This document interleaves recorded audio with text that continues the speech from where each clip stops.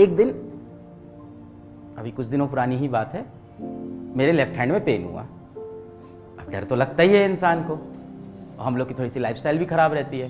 तो एक दिन मेरे लेफ्ट हैंड में कस के पेन होने लगा, शोल्डर में हुआ, फिर आते आते यहाँ पे पेन आ गया, फिर मेरे चेस्ट में हैवीनेस होने लगी। ठीक है, मैंने माताश्री को तो बताया नहीं, क्योंकि वो तो फिर बहुत डर जाती ना, वो रोना धोना घर में चालू हो जाता है ना। दोस्तों को भी नहीं बताया, वरना कफन अफन का इंतज़ाम कर लेते।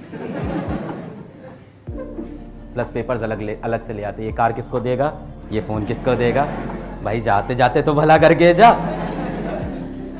तो मैंने किसी को बताया नहीं, मैं गया नीचे, गाड़ी निकाली और मैं हॉस्पिटल की तरफ खुद से ड्राइव करने लगा। मैं लेफ्ट हैंड में काफ़ी ज़ोर से पेन कर रहा था, यहाँ से यहाँ जा रहा था पेन, मुझे बहुत तेज़ दर्द हो रहा था। तो मैं कार ड्राइव करके हॉस्पिटल जाने लग गया।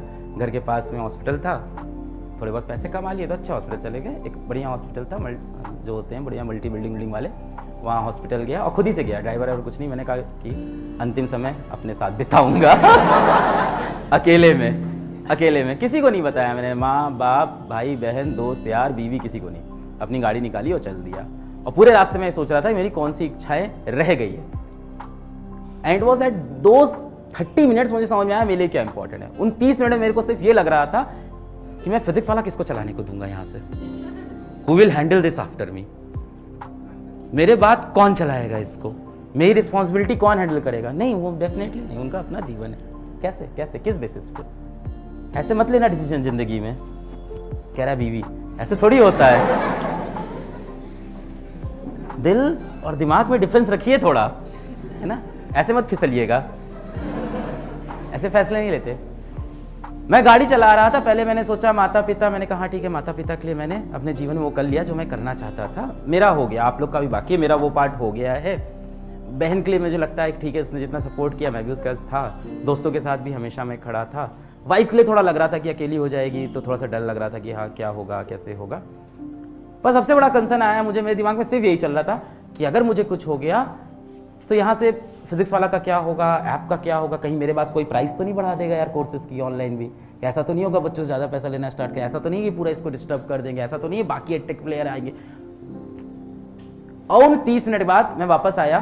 खैर मैं हॉस्पिटल गया तो वहाँ सबसे पहले मैं इमरजेंसी वार्ड के अंदर घुसा और मैं गया तो पर्चा कटवाते हैं ना, तो मैं उनके पास गया कि दिखाना है क्या, पेशेंट कहाँ है, मैंने कहा मैं, क्या है दिक्कत क्या, मैंने कहा हार्ट अटैक आ चुका है बहुत कस के। यार प्रॉब्लम क्या है, हमने कहा थोड़ा सा लेफ्ट हैंड में दर्द, कह रहे गलत सो गए होगे रात में हमने कहा आपका तो काम है ना इसको टेस्ट करना चाहिए, आप ही डिमोटिवेट कर रहे हो।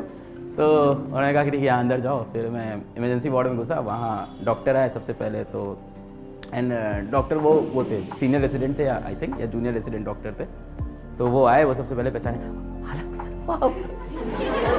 क्या हुआ तो हमने कहा कि सर मेरे लेफ्ट हैंड में बहुत तेज यहाँ से यहाँ पेन कर रहा है, थोड़ा चेस्ट में हैवीनेस लग रहा है सर, एक सेल्फी। हमने कहा अभी नहीं भाई, तेरा एक ही तो काम था जीवन बचाना, वो तो कर ले। तो मुझसे कहा सर कुछ नहीं हुआ है, हम लोग बहुत केसेस देखते हैं ऐसे नहीं होता है जैसे आपको लग रहा है। उसने कहा दोनों हाथ अपने ऊपर करिए, मैंने ऐसे किया, कहा आँख बंद करिए, मैंने आँख बंद किया। मैंने कहा पता नहीं क्या करा रहे, वो होते होंगे उनके प्रोसेस। उनका फिर अपनी उंगली पकड़ाई, मैं उंगली पकड़िए, कस के इसको खींचिए, इस तरह की चीज़ें की। फिर उसने बोला सब सही। हमने कहा कुछ तो और कर दो ये सब पे भरोसा नहीं होता मुझे, कुछ रिपोर्ट ब्लड टेस्ट कुछ तो दिखाओ। तो उन्होंने कहा कि ECG कर देते हैं। फिर मेरा ECG किया, सब नॉर्मल था। उन्होंने फिर वही बोला कि गलत सो गए थे आप रात में बाहर काउंटर वाला बंदा सही था, उसको डॉक्टरी पता थी।